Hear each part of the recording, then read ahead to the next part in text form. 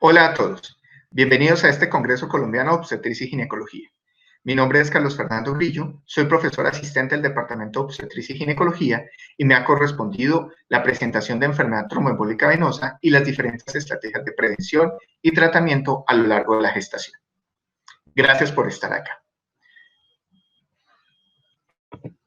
¿Por qué hablar hoy de enfermedad tromboembólica venosa? La enfermedad tromboembólica venosa constituye una de las primeras causas de morbimortalidad materna alrededor del mundo. De acuerdo a una revisión sistemática de la Organización Mundial de la Salud, 15% de las muertes maternas en países de altos ingresos son atribuibles a esta etiología. No obstante, la carga de la enfermedad puede ser tan alta como alrededor del 30% en Reino Unido y una de cada 10 muertes maternas para países desarrollados, como lo es Estados Unidos. Y el comportamiento de la mortalidad materna para Colombia recuerda a lo que se empieza a ver al interior de otras latitudes. Miren cómo la mortalidad materna en Colombia ha pasado de ser de 104 defunciones por cada 100.000 nacidos vivos en el 2002 a alrededor de 51 defunciones por cada 100.000 nacidos vivos para el 2016. Disminución en la mortalidad materna que, como muestra la gráfica, se estima que va a ir en decremento paulatino, logrando cada vez menos muertes maternas. Pero cuando hacemos una disección de los casos de mortalidad materna, evidenciamos cómo la mortalidad materna alrededor de Colombia, para toda Colombia mejor, siguen siendo las principales causas que ya conocemos. La hemorragia obstétrica con el 13%, los trastornos hipertensivos asociados al embarazo con el 10%, la sepsis obstétrica con el 8%, pero la enfermedad tromboembólica ocupa un papel preponderante dentro de las 5 primeras causas con alrededor del 7% de las muertes maternas. Luego, para Colombia sigue siendo relevante. Y la capital colombiana, no es ajena a este fenómeno. Miren cómo, de acuerdo a las cifras del 2016, el 54% de las muertes maternas que ocurrieron en Bogotá son atribuibles a una causa directa. Dentro de estas etiologías se destaca los trastornos hipertensivos asociados al embarazo, la hemorragia, la sepsis y la enfermedad tromboembólica. Cuando hablamos de las causas indirectas, estas representan el 43%, siendo preponderante las patologías preexistentes como el cáncer, el carcinoma de mama, la lengua, las leucemias, el VIH y las cardiopatías. Noten cómo también dentro de las causas indirectas de mortalidad materna se destacan aquellas que se asocian también a enfermedad tromboembólica como una de las posibles complicaciones que se pueden tener para estas patologías. Y es claro entonces el comportamiento de la mortalidad materna en Bogotá, en donde cada vez nuestras mujeres mueren menos en el puerperio, la mortalidad por hemorragia ha disminuido, pero cada vez más las defunciones ocurren a lo largo de la gestación. Una vez más, este estudio que analiza el comportamiento de la mortalidad materna en Bogotá señala en congruencia con el comportamiento que se muestra en Bogotá y en Colombia, al igual que en otras capitales del país, cómo la enfermedad tromboembólica ocupa un papel preponderante en las 5 primeras causas. Pero no solo en mortalidad, también en morbilidad materna extrema. Sabemos que la hemorragia, los trastornos hipertensivos, ocupan el pilar fundamental, pero otras causas agrupadas, especialmente la enfermedad tromboembólica, representa probablemente la tercera causa más importante de morbimortalidad materna extrema para nuestra capital. Y no es un misterio y no es una sorpresa, y es que el embarazo es un estado protrombótico. Nosotros sabemos cómo los cambios fisiológicos del embarazo incrementan de forma sustancial la concentración de los factores de la coagulación, la concentración del fibrinógeno y la concentración del factor de von Willebrand, al tiempo que disminuyen sustancialmente la concentración de proteína C y S, favoreciendo de esta forma un incremento en los factores trombóticos, una disminución en los anticoagulantes naturales, incrementando de esta forma el riesgo sustancial.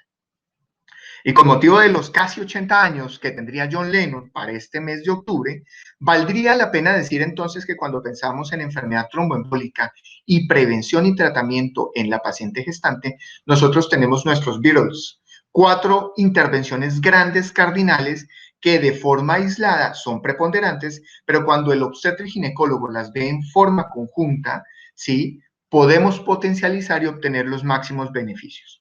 Podríamos decir entonces que probablemente el más conocido, el John Lennon, es la heparina. Podríamos decir que hay alguien más que ocupa un papel preponderante, que es la warfarina, los anticonceptivos orales, los anticoagulantes orales directos y finalmente el filtro de vena cava. Y es imposible hablar de los Beatles sin recordar la caverna en Liverpool, que fue donde surgieron los Beatles. Y cuando pensamos en la caverna, pensamos en rock and roll y bailar, pensamos en una muy buena cerveza y pensamos en disfrutar la compañía.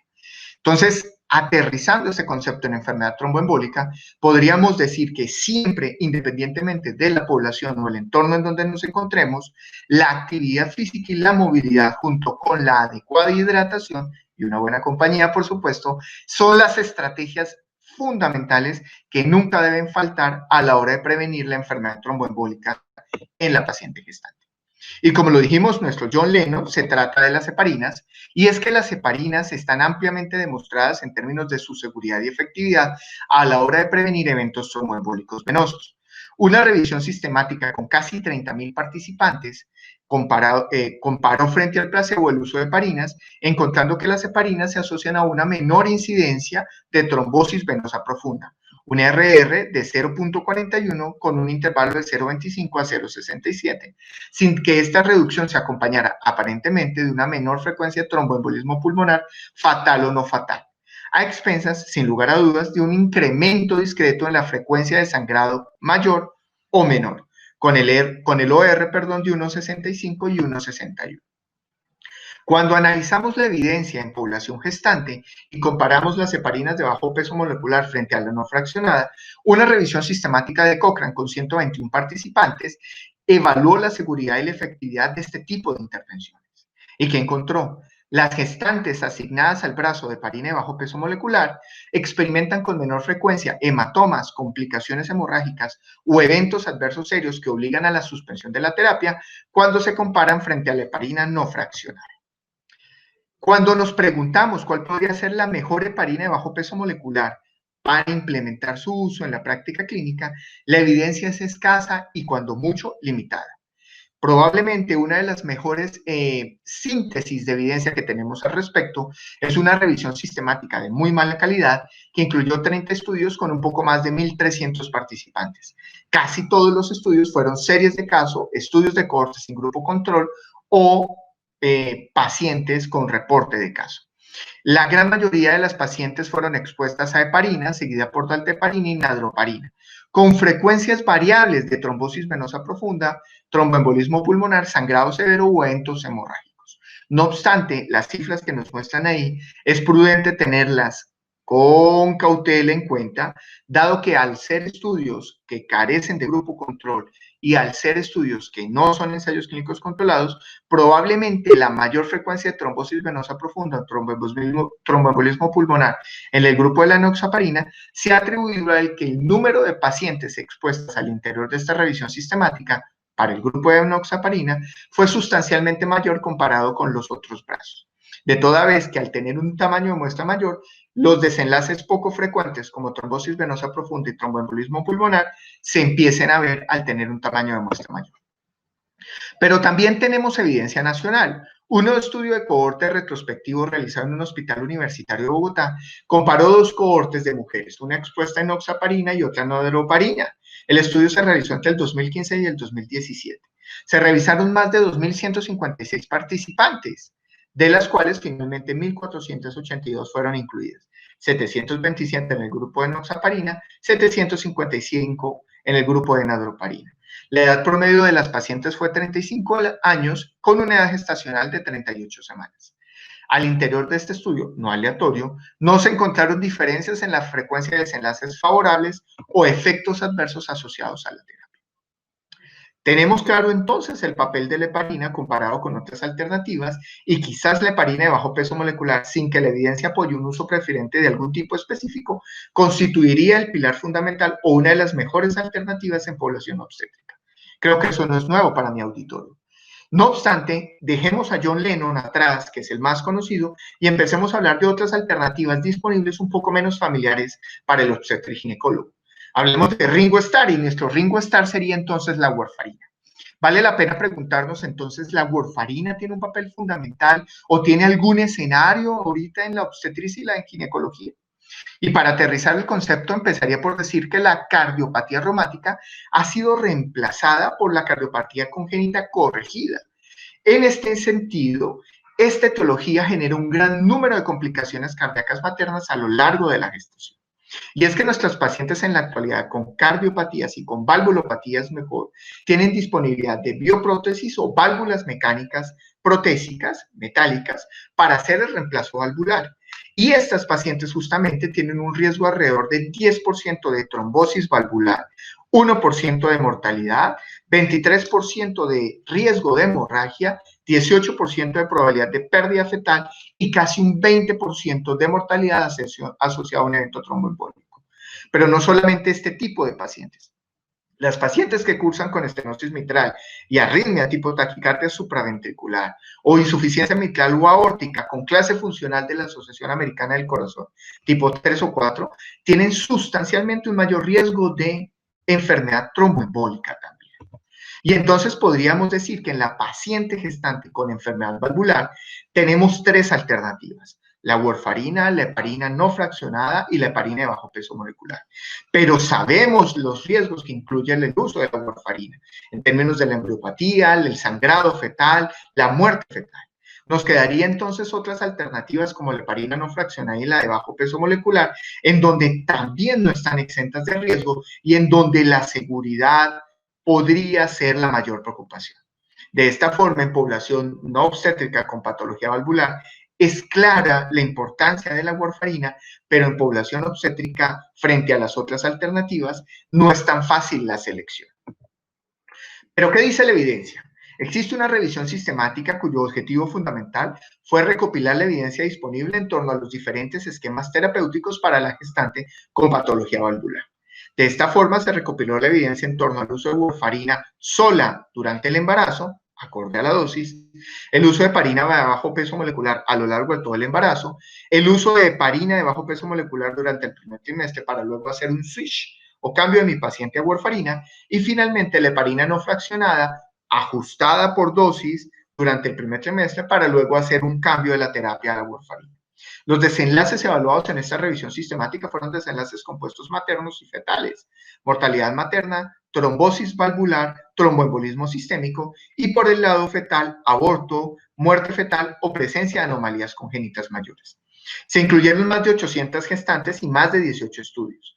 10 estudios recuperaron o analizaron la evidencia en torno a warfarina, 8 de heparina de bajo peso molecular específicamente, controlando la dosis de acuerdo a los niveles de anti-10A, 4 estudios el régimen combinado de heparina de bajo peso molecular más warfarina y 7 estudios finalmente heparina no fraccionada más warfarina.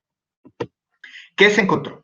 Cuando se compara el uso de warfarina frente a las otras alternativas, se observa cómo, hablando de desenlaces maternos, la warfarina constituye el mejor o la mejor alternativa para la madre. De esta forma, la preferencia o el uso predominante de heparina de bajo peso molecular incrementa 3 veces más la probabilidad de resultado obstétrico materno en la madre. Una mayor probabilidad que puede llegar a ser tan alta de 3.1 de razón de riesgos. Cuando la alternativa que se escoge es heparina de bajo peso molecular y cambia warfarina, el riesgo es 3 veces mayor comparado con continuar con warfarina. Cuando se selecciona heparina no fraccionada más warfarina, una vez más el riesgo es 3 veces más. Podríamos decir entonces que la probabilidad de que una gestante con valvulopatía cardíaca experimente trombosis, mortalidad o hemorragia es en promedio del 5% cuando nos quedamos con warfarina y llega a ser tan alta como 15% más cuando seleccionamos una de las otras alternativas. Por consiguiente, pensando en la madre, la warfarina probablemente constituya la mejor alternativa. Pero ¿qué pasa cuando el desenlace relevante es el bienestar fetal y el resultado de la gestación? Miren cómo las cosas invierten. La mejor alternativa quizás sea el uso de heparina de bajo peso molecular con una razón de riesgos del 0.4. La combinación entre heparina de bajo peso molecular y warfarina tiene una razón de riesgo del 0.4 con un intervalo de confianza que alcanza el punto de no diferencia entre los grupos. Similar a como ocurre en la alternativa de heparina no fraccionada más el uso de la warfarina. Dicho de otra forma, podríamos decir entonces que cuando el desenlace que evaluamos es el desenlace fetal, el riesgo promedio estimado de seleccionar la warfarina es casi un 40% de probabilidad de que tengamos un desenlace desfavorable, frente a un 13% para heparina de bajo peso molecular, 16% para la combinación heparina de bajo peso molecular warfarina y casi un 34% para la combinación heparina no fraccionada más warfarina. Pero cuando hablamos de warfarina a dosis baja, entendiendo como menos de 5 miligramos día para alcanzar los niveles óptimos o terapéuticos de INR, miren cómo la seguridad y la efectividad en términos del desenlace fetal compuesto para esta alternativa es equiparable a las otras.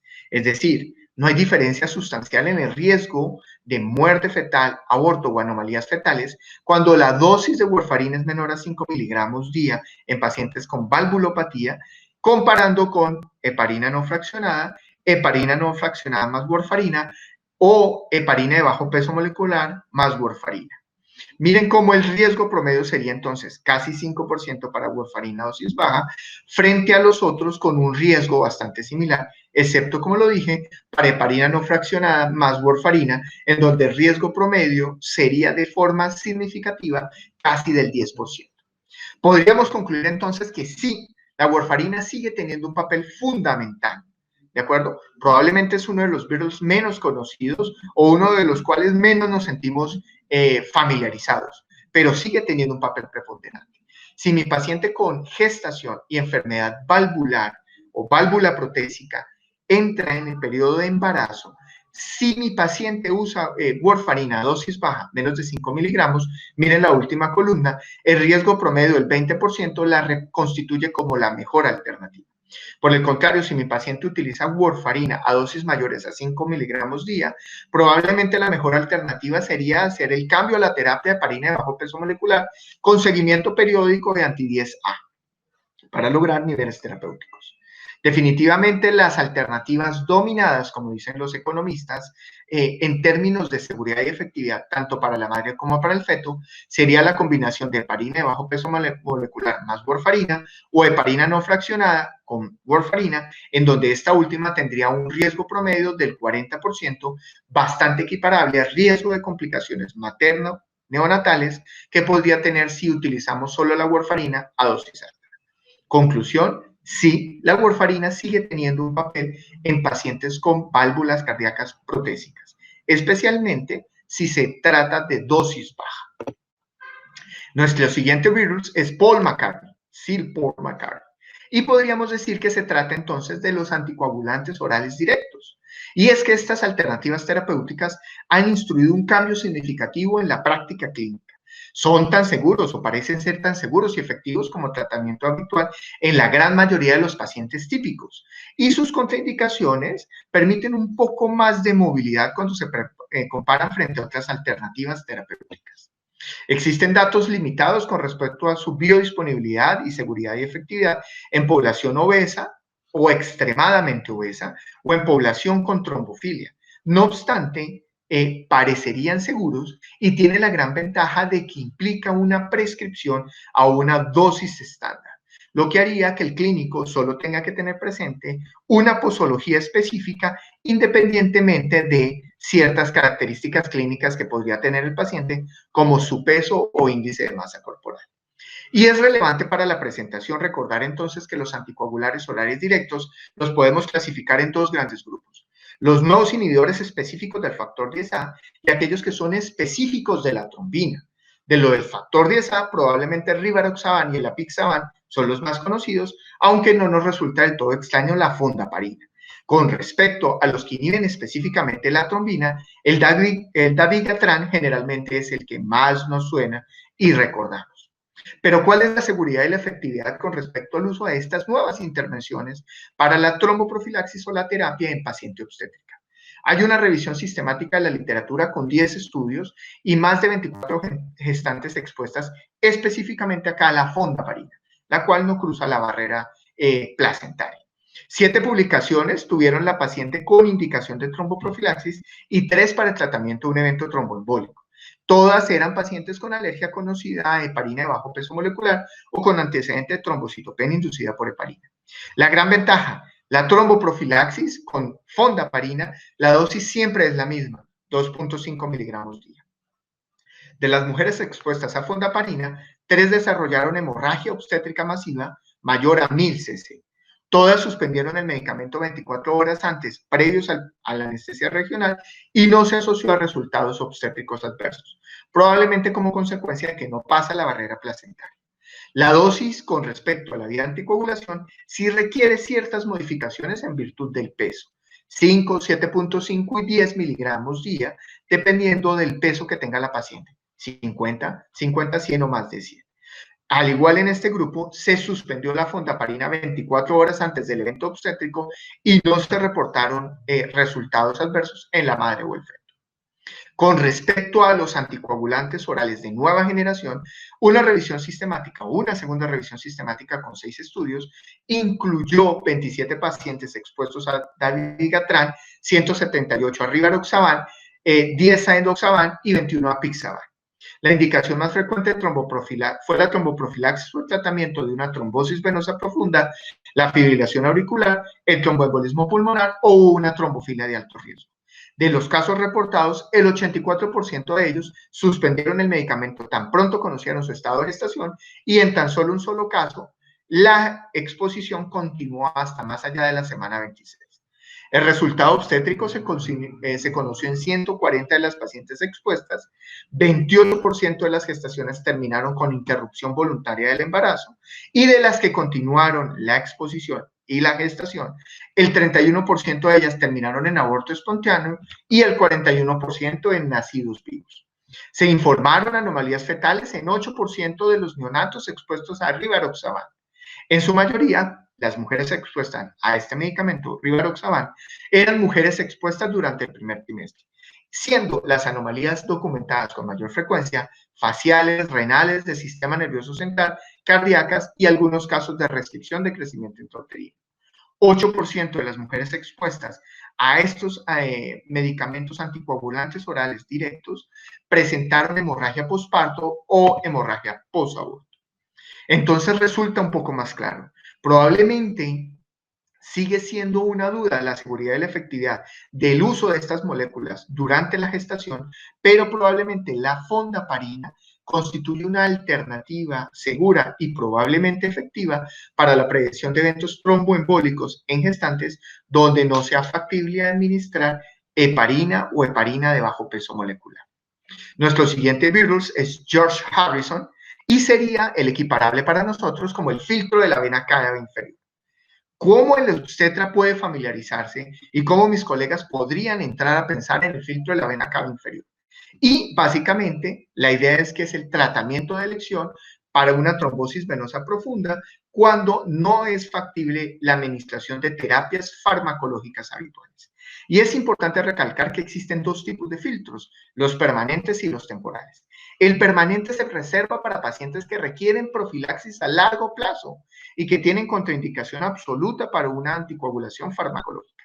Por su parte, los filtros temporales se resuelven para pacientes cuyo factor de riesgo para enfermedad tromboembolia es transitorio o que tienen una contraindicación para la anticoagulación oral o el uso de alternativas farmacológicas, pero que esta contraindicación es netamente transitoria también. Y como lo mencioné, entonces hay dos tipos de filtro recuperable y el no recuperable. El filtro recuperable tiene una menor frecuencia de complicaciones posteriores, se ha asociado a menor riesgo de embolía, a un menor riesgo de estenosis de la vena cava inferior. Y durante la gestación preferimos este tipo de filtros, dado que habitualmente se tratan de eventos factores de riesgo o eventos netamente transitorios que una vez la mujer ha superado la etapa crítica, pues vuelve a su hemostasis habitual. Durante el embarazo, a diferencia de la paciente no gestante, los filtros de vena cava suelen colocarse suprarrenales. En la población no gestante es infrarrenal, pero durante la gestación, los expertos en la materia consideran que podría haber cierta dificultad técnica o preocupación en caso de dejar el filtro de vena cava infrarrenal que se fragmente en virtud de la presión que puede ejercer el útero grávido o que el aumento en la presión pélvica podría generar un desprendimiento y una embolía del filtro. ¿Cuándo indicar de forma terapéutica el uso de filtro de vena cava en la población gestante? En toda paciente esencialmente con evento tromboembólico y una contraindicación absoluta, para la anticoagulación, como las pacientes que tienen trombocitopenia severa, pacientes que han tenido un sangrado cerebral reciente, pacientes con hipertensión severa no controlada o pacientes cuya tasa de filtrado glomerular es inferior al margen de seguridad permitido para el uso de otras alternativas como las heparinas. Otra indicación terapéutica para el filtro de vena cava inferior podrían ser las pacientes que experimentan complicaciones serias derivadas de las intervenciones farmacológicas. 3. Las pacientes que tienen incapacidad para alcanzar un nivel apropiado de anticoagulación con los medicamentos a las dosis habituales o aquellas pacientes que habiendo recibido una intervención farmacológica a la dosis adecuada durante la duración adecuada y la dosis adecuada, la trombosis se prolonga o se extiende o presentan un nuevo tromboembolismo pulmonar a pesar de la terapia farmacológica adecuada. Algunas sociedades también sugieren el uso de filtro de vena cava en presencia de un tromboembolismo pulmonar masivo, en donde un nuevo evento tromboembólico pondría en riesgo la vida de la paciente. ¿Y cuáles serían las indicaciones profilácticas para el filtro de vena cava? Ojo, el Comité Británico de Hematología recomienda que toda paciente embarazada con un evento tromboembólico venoso que tenga contraindicación para la anticoagulación debería ser beneficiaria del filtro de vena cava. ¿Como cuáles pacientes? Como una paciente que tiene, por ejemplo, una placenta previa que está hospitalizada y hace un evento tromboembólico en donde por su riesgo inminente de sangrado la tromboprofilaxis farmacológica podría no ser una alternativa, o, por ejemplo, una paciente que presenta un evento tromboembólico como una trombosis venosa profunda o un tromboembolismo pulmonar y que se encuentra muy cerca del parto, es decir, a la semana 36 o más de gestación. ¿Qué evidencia hay con respecto a la seguridad y la efectividad del filtro de vena cava durante la gestación? Existe una revisión sistemática, publicada en el 2016 con 44 estudios tipo reporte de casos, serie de casos, con más o menos 124 pacientes expuestas. Las indicaciones fueron, como ya lo mencioné, el fracaso de la terapia a pesar de la anticoagulación apropiada, la presencia de complicaciones serias asociadas a la anticoagulación y el uso en pacientes con trombofilia de alto riesgo. Los estudios incluyeron pacientes multíparas y nulíparas, la edad gestacional a las cuales fueron expuestas o a las cuales se les colocó el filtro de vena cava oscila de las 7 a las 41 semanas de gestación, con un promedio de las 35, y durante el procedimiento, en la literatura, no se reportó que el útero grávido fuera un impedimento para el acceso por vía yugular o femoral como habitualmente lo hace. No obstante, su posicionamiento infrarrenal por el útero grávido, como lo dije previamente, sí se asoció con cierto grado de dificultad en la técnica y por ello casi siempre, 56%, la ubicación fue suprarrenal. No se reportó ningún caso de TEP fatal en estas pacientes a las cuales se le colocó el filtro de vena cava inferior, pero sí se registró un caso de TEP no fatal. No se reportó casos asociados a mortalidad fetal, ¿de acuerdo? Y a pesar de que el filtro requiere fluoroscopia, la dosis de grades a los cuales se coloca el filtro y se hace la intervención es relativamente baja, lo que no representa una mayor amenaza para el feto. Sí se presentó en esta serie de casos una mortalidad materna por un tromboembolismo aéreo durante la colocación del filtro. 3 gestantes desarrollaron amenaza de parto prematuro durante el periodo inmediatamente posterior a la colocación del filtro, pero las amenazas de parto prematuro fueron exitosamente controladas con la terapia habitual. Sí se presentó, como era de esperarse, edema y dolor en el sitio de punción y la tasa de complicaciones fue alrededor del 9%, que no es diferente al observado en población no obstétrica.